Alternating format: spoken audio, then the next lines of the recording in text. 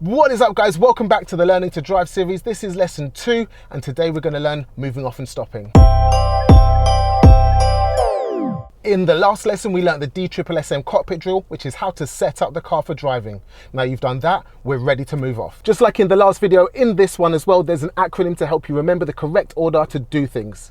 It's POSH. Now your instructor might use POM, which is okay, but it's old school, and I'm going to tell you why you should be using POSH later in the video. The POSH acronym is prepare, observe, signal, and then handbrake. Once you've done those things, you are ready and safe to move off from the side of the road. So let's run through those in quick time. I'll show you how it works, and then we'll break it down piece by piece to show you what you should be doing. Prepare the car to go, observe, 1, 2, 3, signal, handbrake, and move. There's another acronym for pulling over on the left and parking. That's MSM, mirror, signal, then move in. I'll run through those in quick time so you can see what to do, and then we'll break it down. I'm going to do mirror, signal, and then move in to a safe position, nicely parked up on the left, and stop the car. Next, we want to make the car safe. The examiner on your driving test might say, make the car safe. And what that means is, handbrake goes on, you go into neutral, and then you can relax your feet. Let's go through that again in slow time. So firstly, P, prepare. Prepare the car to go means clutch down and first gear. You should always use first gear when you're stationary and you want to move on.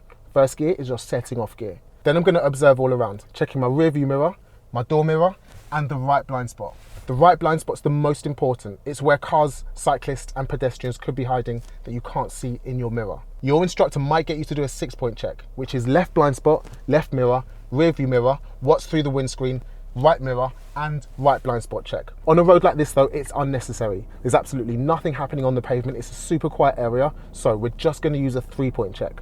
If we were parked on a road like Oxford Street though, other major roads in busy cities in the UK are available. If I was on a road like that, I would need to know what was happening on the pavement. It's really busy. On a road like this, not necessary. So 1, 2, 3. I can see it's clear. I know that I can move on. If it wasn't clear, I would hold back at this stage. I wouldn't apply my signal until there's nothing passing me. I can see that there's nothing passing me, so I'm going to put my signal on to let people know what I'm doing next. Then I can take my handbrake off and move. One more blind spot check just because it's been a couple of seconds. On your driving test, they say if you've been more than 2 seconds since blind spotting and moving off, check your blind spot again. Next, I'm going to park up on the left. So checking my rear view mirror, behind looks clear. Checking my left mirror, there's nothing on my left that could stop me from pulling over. I'm going to apply left signal so everybody knows what I'm doing, then move in towards the curb, clutch goes down and brake. I'm putting my clutch down first because I'm at low speeds. If you were at higher speeds, you would brake first and then put your clutch down just before you stop to minimize coasting.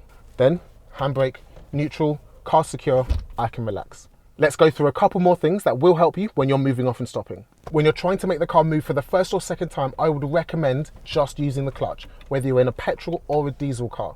It promotes really good clutch control and helps you understand more easily what the clutch is doing inside the car. But it's important to note that setting off with only the clutch will make the car move very, very slowly, which is exactly what we want for the first or second go.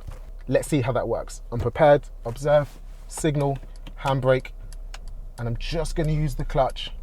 I'm setting off really slowly. The car feels controlled. Let's move back in again.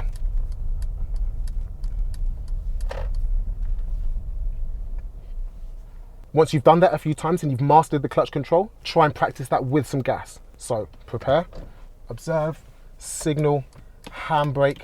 I'm gonna raise the needle up to about 1.5, and you can hear it in the engine. You don't have to look at the needle every time.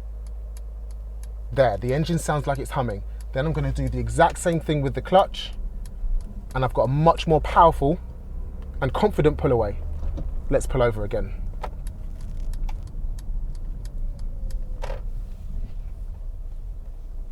Something that's usually quite tricky the first couple of times that you do this is how wide the car is and how much do you have to steer and how close do you have to get to be parked next to the curb. So I'm going to give you a trick to help with that. I'm back in my starting position and I'm positioned nice and close to the curb. I'm going to look out of the front windscreen and I can see the curb disappearing somewhere underneath the bonnet. It'll be different for everybody. Some people like to sit further forward, some people sit further back because they've got long legs. So this reference point is personal to you.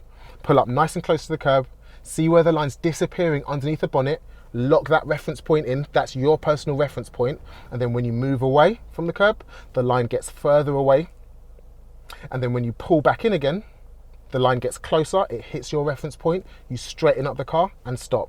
Let's see that in action. Normal routine, every single time it's exactly the same. Prepare, observe, signal, handbrake, move. So I've moved away from the curb and the curb is now really far away from the left of the car. I'm going to check my mirrors, signal, move in towards the side of the road. I can see there it is. The curb's just hit my reference point.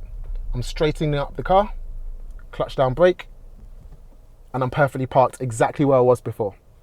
Handbrake neutral, relax. I said I was going to tell you why I like to use POSH and I don't like POM. POM is prepare, observe, and move.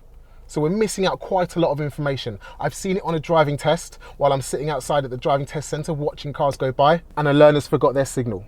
They've forgotten to take the handbrake off and you can see the car lurching. They haven't taken the handbrake off. They've gone through prepare and observe, but because the routine doesn't tell you any more information, in a state of panic when you're on your driving test and really nervous, everything else goes out of the window. Let's have a look at me now on a driving test, really nervous, just trying to focus on the POM routine. Prepare, observe, move. And I've stalled the car because I didn't take the handbrake off. I didn't even signal. So let's try and incorporate as much information into that routine as possible, so in the heat of the moment, we're not going to forget anything. Let's restart the car and prepare, observe, signal, handbrake. Everything's done, checklist complete, and I'm ready to drive. Hope you found this video helpful. Give it a thumbs up if you did, so YouTube recommends it to other people so it can help them too. That's lesson 2 complete. In lesson 3, we're going to talk about turning left and right. See you in the next video.